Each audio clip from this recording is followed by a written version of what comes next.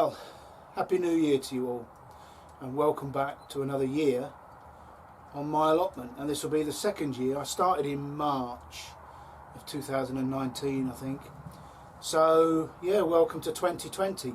I hope you had a lovely Christmas holiday, if you had one, and you did whatever you did with the new year. And I hope 2020 turns out to be your best ever year, with health and happiness for everyone. And why wouldn't anybody want that?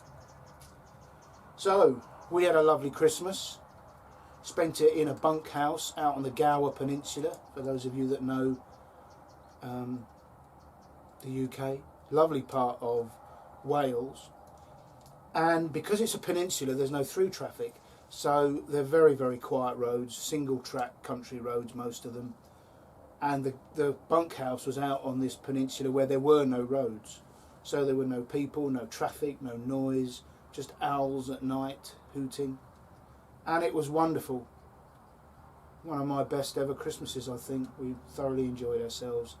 But I'm back home now. Work is always slow in the new year, so I have spent a bit of time up here in the last week. And what have I been doing? Well, we've had some quiet weather. Actually, the week ahead, starting later this afternoon, is forecast to be very wet. But actually, over Christmas, it's been quite dry. So whilst the ground is still boggy underneath, you know, and if I step off the chipping path, I'm straight into sludge and muck and mess. Actually, it's not as bad as it was in the first part of December. So it actually gave me an opportunity to fork over a couple of the beds. The two beds with the onions and the garlics, they formed a hard crust and it was growing a green slime on it. So whilst I'm going to try and go no dig this year, I just lightly forked the surface to break up that surface crust, because I do believe that, you know, having a sort of a lighter, fluffier, for want of a better word, surface to the soil enables the ground to drain a little bit easier. And I didn't want that green slime growing around my vegetables, so I've done a little bit of light forking over of that. I weeded and hoed the Brussels sprout bed, and I took away the plants that just weren't viable, and the sprouts weren't good. And the remainder, 7 plants are stood erect and they're staked, and the leaves have been knocked off them, so they've been ready to eat for a month now. And I took one of the plants home, and we've been eating those over the New Year period. And I took one of them to the bunkhouse, and those Brussels sprouts we didn't eat Christmas Day, I left on the plant and gave it to my mum and dad, and they've taken it home. So yeah, I've had a bit of a tidy up. The flower bed I've dug over a bit, taken out all the old dead plants and dug it over, weeded it. So actually the plot is looking fairly tidy for this time of year. And that brings me on nicely to what I want to talk about for the next few minutes, and that will form the video. I don't think I'll go out on the ground and video anything on the ground today, because the rain is forecast later. And you know, I'm sure if you've got an allotment or a garden, you know that this time of year it's best just to stay off it. However, you know, it's now January, and your focus inevitably turns to the new year, which I'm really excited about. So I've been doing two things. The first thing was, I said to you in a previous video that I'm going to try and estimate the price or cost of my produce this year. And that means from January the 1st to December the 31st. So, for example, already it's the first week of January, but we're using the garlic and the Brussels sprouts, all my greens and so on, my fruit that's in the freezer. They were grown last year. I'm not worrying about that.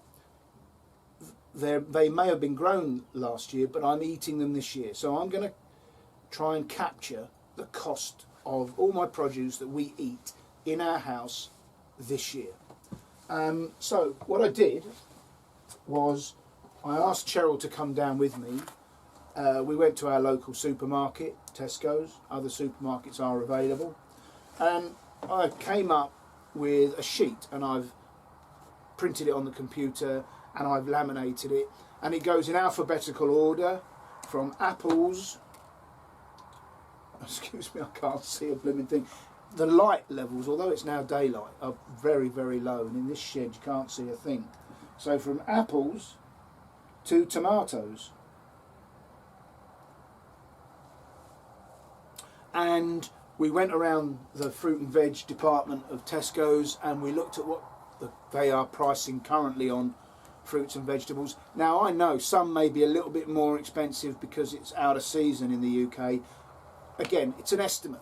I'm not going to get wrapped up in detail. So either it's for an item, so a cucumber, courgettes, you know, items are priced, apples even are priced individually, pardon me, or as in the case of runner beans, French beans, peas, they're priced by weight.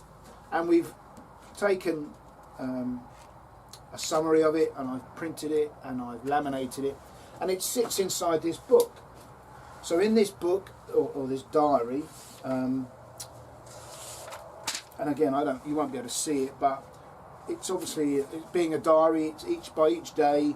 And each day we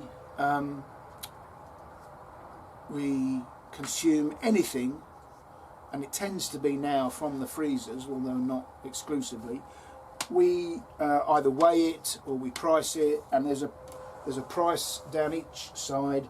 So I'll have a total, and of course we've had 1 week already. And I haven't totaled it up yet, but that's what I'm going to do each week. And of course, at this time of year, it's fairly lean. Although, you know, I mean, this morning I've had a juice and a smoothie for breakfast, so they will have to be priced. Because I've used red cabbage, I've used black currants, although all the rest, unfortunately, was bought. So, you know, they'll be priced. And then at the end of the year, no rocket science involved, I will have an estimate of the cost saving of eating our own fruits and vegetables from the allotment. And of course a little bit from the greenhouse at home in the way of tomatoes and cucumbers. So that's a major project this year. And I'll mention it probably at the end of each month and let you know what the monthly total was.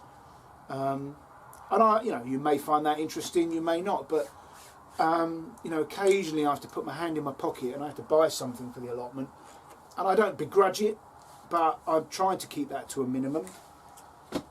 And I'd like to know, if I'm spending 20, 30 quid on black plastic or Enviromesh to keep the whitefly and so on off, I can counter that against the saving we make. So it will give me a better view of what an allotment is saving us.